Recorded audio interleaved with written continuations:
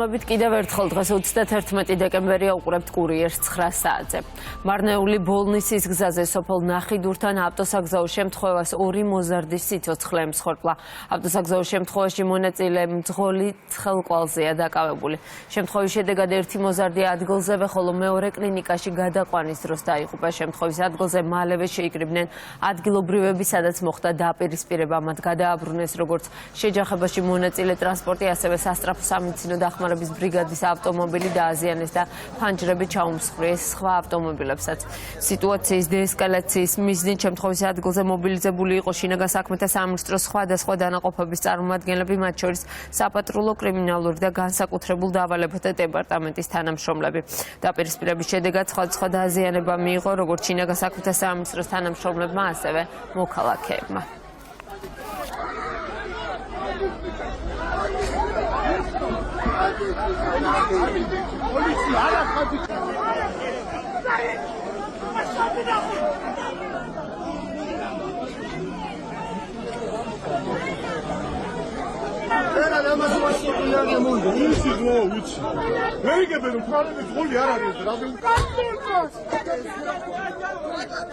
გადააჭრნენ ორივე ახალგაზრდები იყვნენ 14-ის ერთი იყო და 17-ის ერთი, არ ვიცი.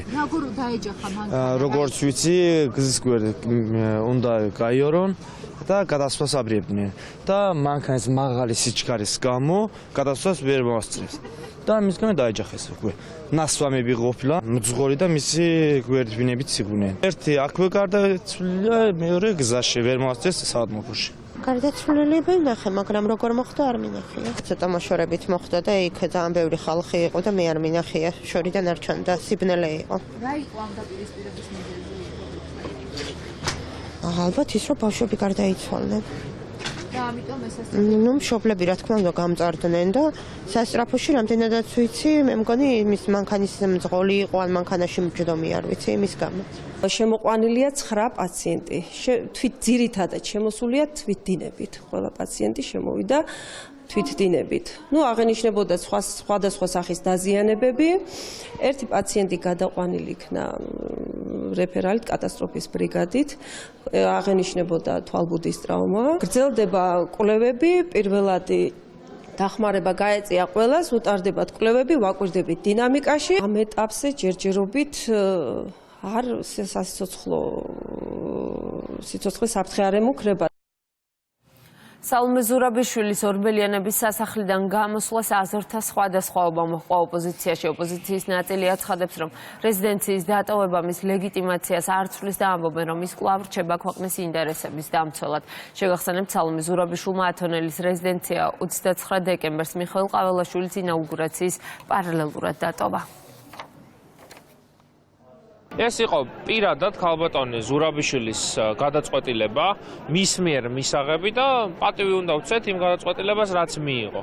მე მგონია, რომ ზოგადად არც ლეგიტიმაციის საკითხი არ არის რომელიმე შენობასთან დაკავშირებული. ეს ასთა სხვადასხვაობაც ბუნებრივია, მაგრამ ეს ჩემთვის ყველაზე მნიშვნელოვანი რაც არის, ვერ დააზიანებს იმ პროცესს, რაც რუსთაველის გამზირზე უკვე 30 დღეზე მეტია მიმდინარეობს. დანარჩენი მხოლოდ ტაქტიკის საკითხია. სალომე ზურაბიშვილმა გადაწყვეტილება მიიღო თავად და მას უნდა მიიღო ეს გადაწყვეტილება, რაც შეეხება შენობას, შენობა არ ქმნის ლეგიტიმაციას, ლეგიტიმაცია აქვს თავად პრეზიდენტს და სადაც წავა ის იმ ლეგიტიმაციას თან წაიღოლებს. იქნება ისევ და ისევ ჩვენი ქვეყნის ინტერესების მხარდამჭერი, ჩვენ ძლიერ საქართველოს მასთან გვაქვს კომუნიკაცია. ოპოზიციაში არსებულ აზრთა სხვადასხვაობას ეხმიანებიან მმართველ გუნდში. უმრავლესობაში აცხადებენ, რომ სალომე ზურაბიშვილი ოპოზიციისთვის საინტერესო ფიგურა აღარ არის. მათი თქმით, ხელისუფლების ოპონენტებს მხოლოდ საკუთარი ვიწრო პარტიული ინტერესები ამოძრავებთ და მათთვის ქართველი ხალხის საჭიროებები მნიშვნელოვანი არ არის. ოპოზიციისთვის ის უკვე საინტერესო ფიგურა არ არის. ამის დასტურია ისიც, რომ ჩვენ გვესმის გარკვეულწილად ორაზროვანი განცხადებები თვითონ ოპოზიციის წარმომადგენლების მხრიდან არ არსებობს რაიმე გეგმა მათი კოორდინირებული მოქმედების და ჩვენ გვესმის ასევე გარკვეული საყვედურები მასთან მიმართებაში, რაც უკავშირდება იგივე იმას, რომ სააკაშვილი არ შეიწყალა, ის რომ 29 დეკემბერს ხალხი შეკრიბა და რეალურად არაფრისთვის შეკრიბა, იმიტომ რომ განაცხადა, რომ ტოვებდა ორბელიანების სასახლეს. ნებისმიერ საკითხზე, რომელიც არის ძალიან მნიშვნელოვანი, მათ შორის არის განსხვავებული სხვადასხვაობა, ეს გამოჩნდა იგივე დაფინანსების საკითხზე, მანდატების საკითხზე, სხვადასხვა თემებზე, მათ შორის იგივე სალომე ზურაბიშვილის თემასთან დაკავშირებით და დარჩებოდა თუ არა ის 29 დეკემბრის შემდგომ რეზიდენციაში, რა თქმა უნდა, კიდევ ერთხელ ადასტურებს იმას, რასაც ჩვენ მუდმივად ვამბობდით, რომ ამ ადამიანებს მხოლოდ საკუთარი ვიწრო პარტიული და პოლიტიკური ინტერესები ამოძრავებთ, მათთვის არ არის მნიშვნელოვანი ქვეყანა, მათთვის არ არის მნიშვნელოვანი ქართველი ხალხის საჭიროებები. 3/4 ცარიელი ევროპარლამენტის წინ მან დაიფიცა, რომ არასოდეს დატოვებდა თანამდებობას, რომელიც 29 დეკემბერს დასრულდა. მისი გმირობა ხანმოკლე აღმოჩნდა. ამის შესახებ ევროპარლამენტარი ტიერი მარიანი სოციალურ ქსელში წერს. ევროპარლამენტარის თქმით, ბოლო სიტყვა ლეგიტიმურად არჩეულ ხელისუფლებას დარჩა. დემოკრატიის გამარჯვება ბრიუსელისა და არასამთავრობო ორგანიზაციების დიქტატის წინააღმდეგ საქართველოში, ასე იწყება ტიერი მარიანის გზავნილი. საქართველოს სუვერენიტეტისა და ტერიტორიული მთლიანობის მიმართ ჩვენს მტკიცე მხარდაჭერას კიდევ ერთხელ ხაზგასმით აღნიშნავთ. ამის შესახებ ეუთოს ეგრეთ წოდებული სამეულის, მალტის, ჩრდილოეთ მაკედონიისა და ფინეთის წლის შემაჯამებელ განცხადებაში ენათქვამი. განცხადებაში ხაზგასმულია ჟენევის საერთაშორისო მოლაპარაკებების მნიშვნელობაც. უმრავლესობაში აცხადებენ, რომ საერთაშორისო თანამეგობრობისთვის საქართველო კვლავ რჩება მნიშვნელოვან პარტნიორად.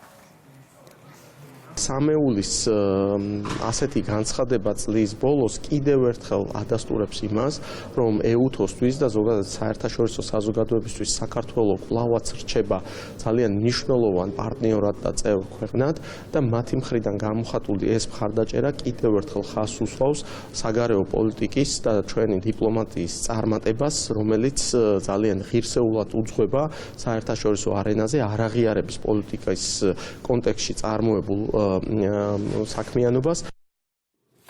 ომი გრძელდება უკრაინაში ოკუპანტის თავდასხმის სამიზნეა დნიპროს ოლქი.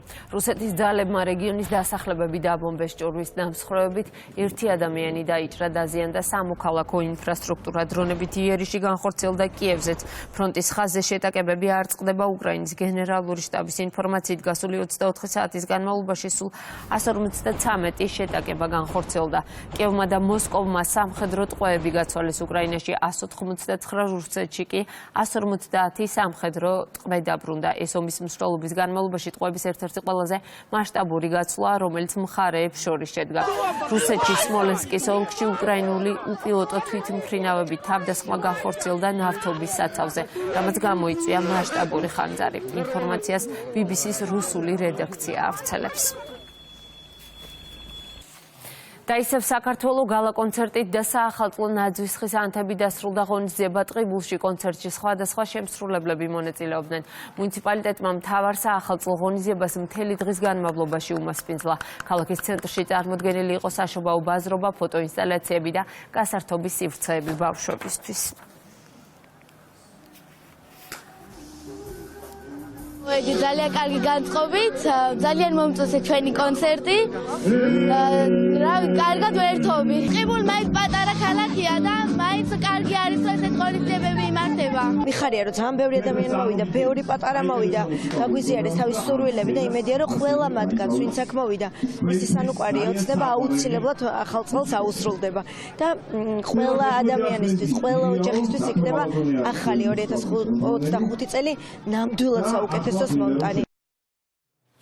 საზეიმო ფოიერვერკით დასრულდა საახალწლო ღონისძიება ბაკურიანში. კონცერტზე მსმენელის წინაშე ანსამბლი ჰერიო და ღამი შოუს ბენდი წარსდგა. ადგილზე მოწყობილი იყო საშობაო ბაზრობა, სადაც ადგილობრივი მეწარმეების ხელნაკეთი ნივთები იყო წარმოდგენილი. პატარების განწყობაზე თოვლის ბაბუამ ელფებთან, ზღაპრის გმირებთან და ანიმატორებთან ერთად ისრონა.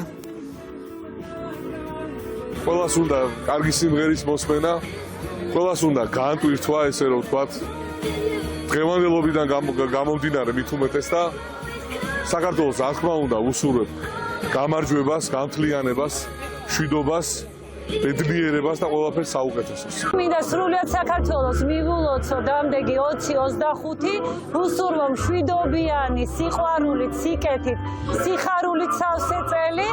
დღევანდელი დღე ყინვის მიუხედავად არის ძალიან ხალისიანი და კარგი განწყობი და ტვირთული.